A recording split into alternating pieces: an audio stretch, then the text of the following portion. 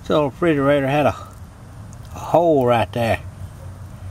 I welded that up and recharged it to 5 psi on the low side. I'm gonna leave this out. It was sticking over in that pan right there, and that's what caused it to leak. Some dumb stuff, sticking copper down in the water. Alright, anyway, let's see how refrigerator's doing. Uh-oh, Chongo, how you like me now? Yes, sir. Look at that. That's so nice. Hey, puppy. Hey there, puppy.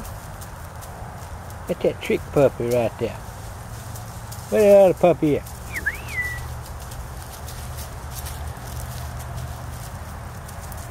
There he is. There he is. Getting big.